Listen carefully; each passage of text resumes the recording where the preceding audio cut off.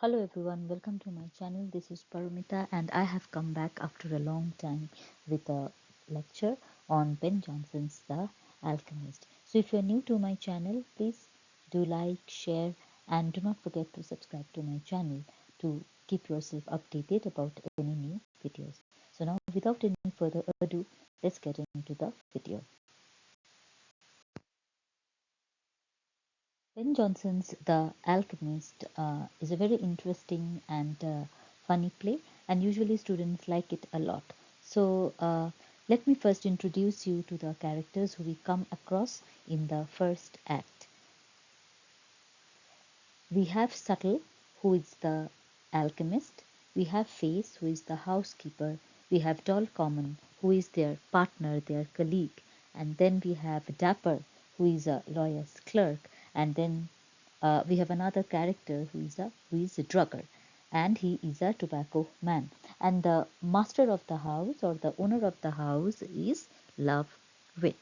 So the first scene is significant in the sense that it introduces us to the constars in the play, the ones who have plotted to deceive people, to cheat people, to involve themselves in fraudulent activities in order to earn money.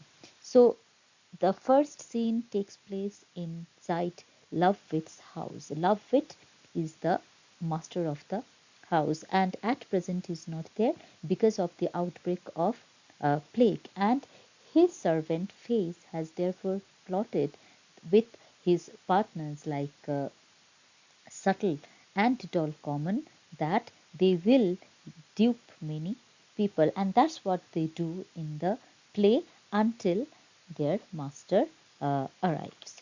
So in the first scene we see that Face and Subtle, they are quarreling with each other, and what the quarrel is about, who plays or who contributes more, whose contribution is more in this plan. So Subtle thinks that his contribution is more and Face thinks that his contribution is more, and both of them now threaten each other, to expose their tricks. So Subtle, who pretends to be an alchemist is someone who has the ability to transform base metals into gold. So Subtle gets very angry with Face, and Face also gets very angry with Subtle. So they continue to quarrel, and Subtle says that the strong chemical that he has in his bottle, he's going to use it and spoil the clothes that the tailor has made for Face. And we see in scene 1 that how Subtle reminds Face that he was once a poorly paid servant when where his master paid him only £3. And Subtle tells Face that he is the one who has helped him, who has helped Face to transform himself into a captain. And this is how their argument continues, their quarrel continues, and they say that then Face also tells Subtle that in the past he used to be a beggar. He had no money to buy food for himself, and that's why he used to, smell food. And it is near the shops of cooks at Smithfield where Face met Subtle, where he found that Subtle looked pale, okay, and he had small black spots on his skin. And Face also reminds that how he used to, clothe himself in rags in those days, which he picked from West Matter, and even he used to wear old slippers, and the hat that he put on his head was also made up of coarse material. Face also reminds Subtle that even his alchemy did not help him have enough material even to make a fire. So he is the one who supported Subtle and got on credit the materials, the equipment that he required to practice his profession, which is alchemy and his black arts of magic. And he also allowed him to lend him this house to practice. And Subtle immediately reminds him that it is not his house, it is his master's house. And now he threatens him, saying that he's going to expose Face, that instead of giving morsels of bread and beer to the poor, what he does, he sells the dole beer to liquor dealers and also receives tips from them and earns around 20 marks. So, this scene one begins with their conflict, their quarrel, and subtle, and both of them, as we read the play, we find that both of them ask each other to talk, to lower their voice, but they do not listen. And Subtle gets so angry. Subtle says that I am warning you not to make me angry, because if you anger me, then I will just, I'll be so infuriated that I will become a tempest, and I'll become a thunder, and I will tear you into pieces. After hearing this, Face tells him that it seems as if this very place where he now lives has made him very courageous. Face says that to Subtle. So one thing we understand here, that although both of them are partners in their crime, in their plot, yet they quarrel so much, and there are disagreements between them. And another thing which is to be noted here is that their relationship is the relationship of partners, completely based on vested interests. So once again, we find Subtle reminding him that he is the one who helped Face, who is a servant, who is a servant, poor servant, and raise himself from his menial duties to a higher state. He is the one who taught him how to speak and dress up himself, and how to move in higher society, make himself fit in higher society, how to quarrel.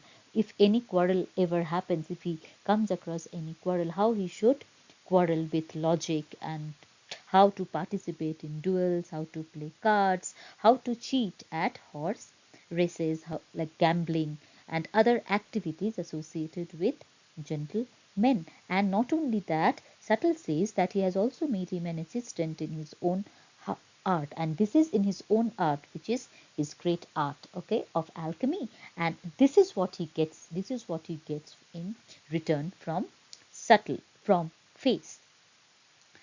And this is how he is now rebelling against him, and so he gets so annoyed, he asks Face to leave. And in the meantime, Doll, who is a prostitute, Doll Common, she interferes, and she prevents both of them, that saying that what are they doing, why are they quarreling like this, and do they intend to destroy each other, do they intend to upset the plan, everything. But still we find these two men, Face and Subtle, they continue to quarrel, despite being told by Doll that this kind of quarrel can upset all their plans. But still we find Face continues to threaten Subtle that he's going to expose him in St. Paul's Cathedral, where he will tell people that how he cuts a hole in coal, and he fills it with gold fillings, and then burns it and displays it to the people, making them believe that how he has been successful in transforming iron into gold. Not only that, how he cheats people, making them believe that he can foretell their future. So he says that I will expose you to such an extent that your fate will be worse than Gamaliel Ratsey. Now Gamaliel Ratsey was a highwayman who was hanged in 1605.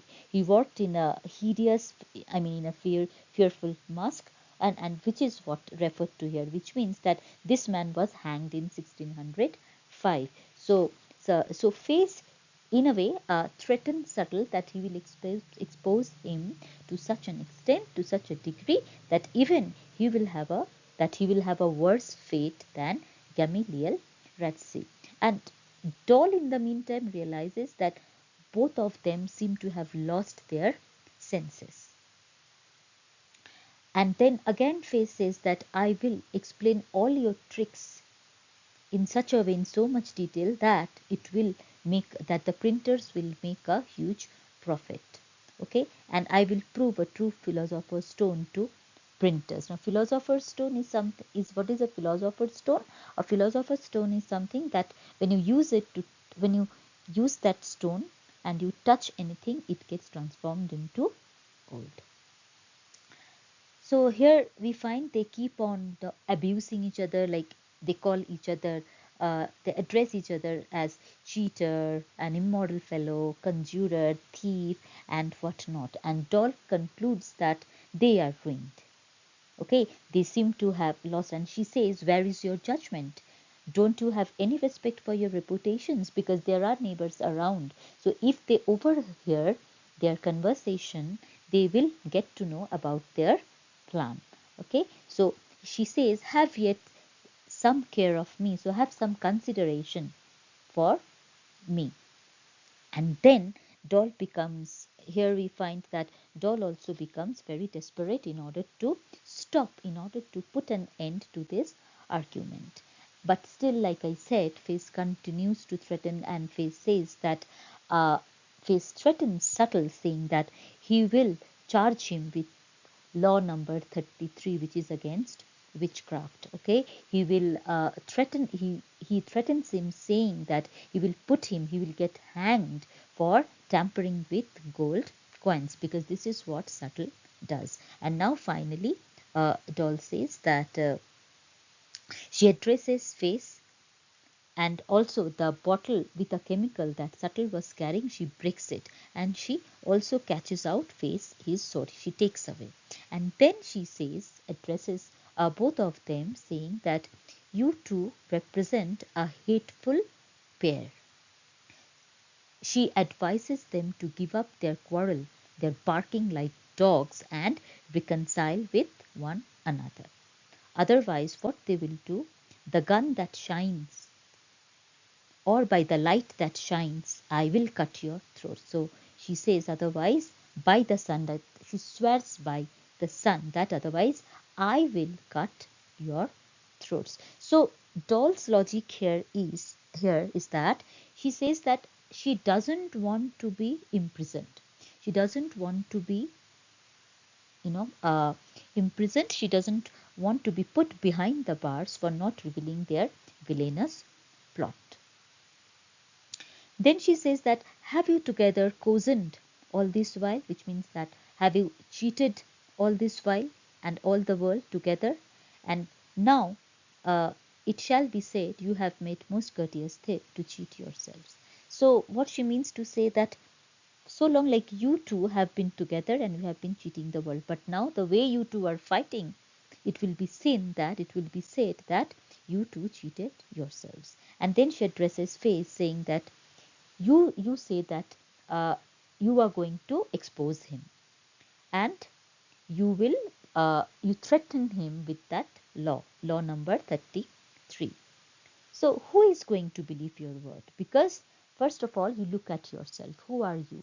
You are a captain, a fictional captain. You pretend, because in reality you are the servant of this house. You are not the owner of the house, and no one is going to believe you.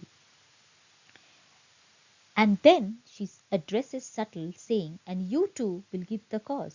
So you are also going to do the same thing. You will insult, and then you will claim a bigger share in the profit. That's what you want. Okay.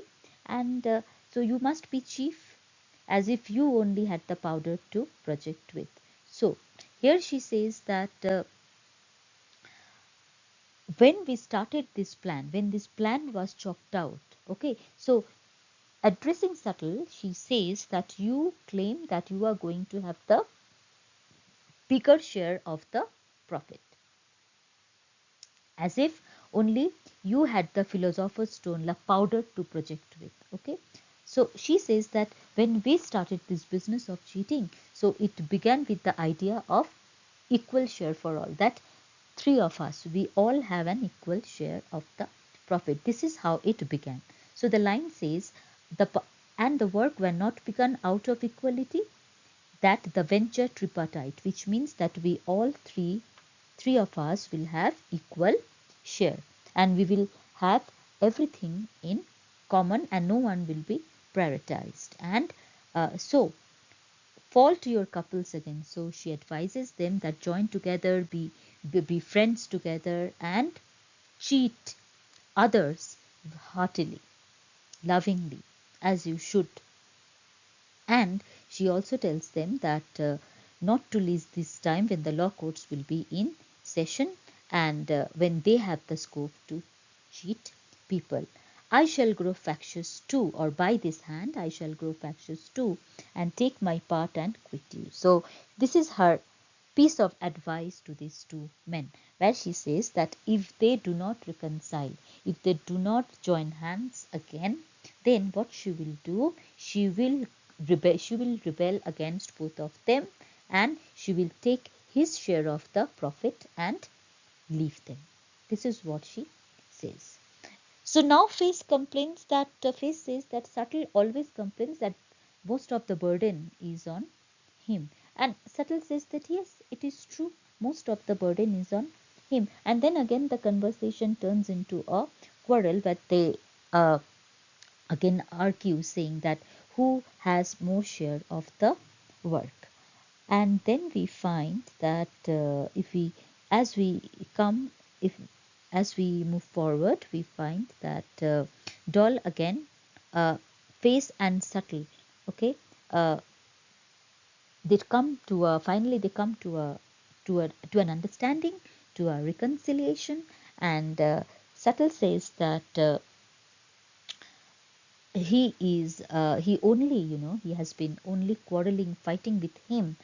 Subtle says that he has been actually trying to make Face, to provoke Face, so that he does his work better.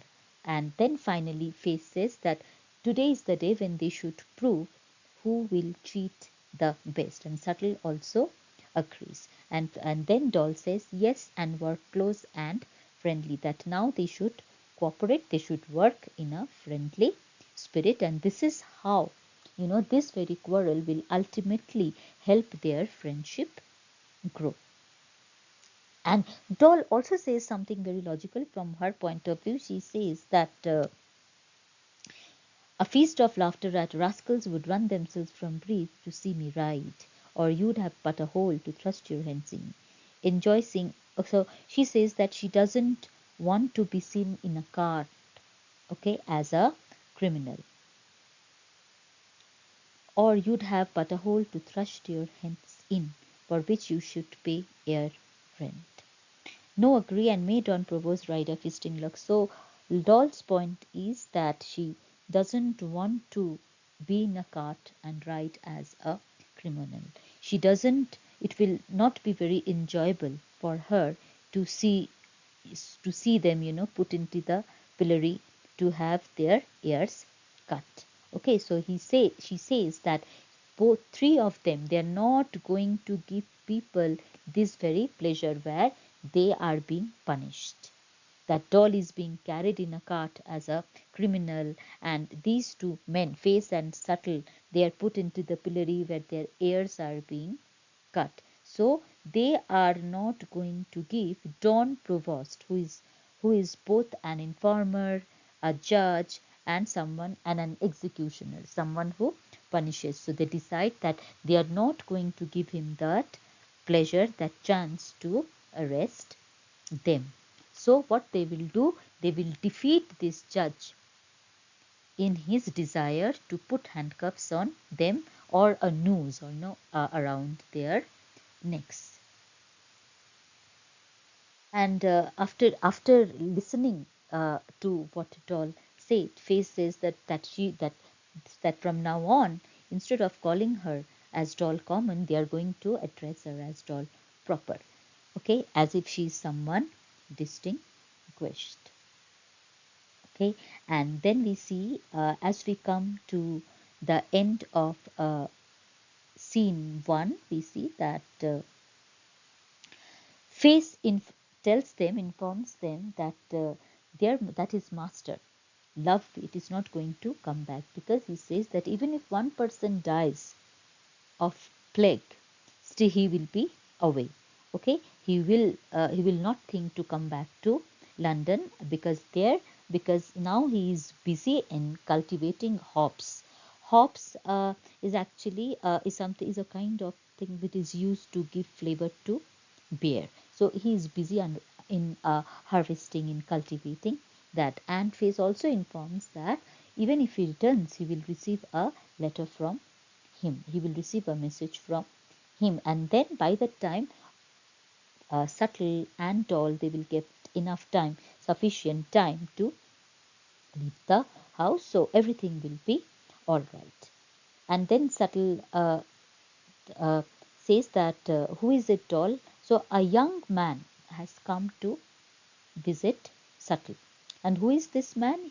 This man is Face's lawyer's clerk, and his name is Dagger. Okay, so he has come. What for? He has come to visit Subtle to request him to get him a spirit which will help him win cups at horse races. So Doll says, so allow him to come in, and Subtle says, stay. Who shall do it?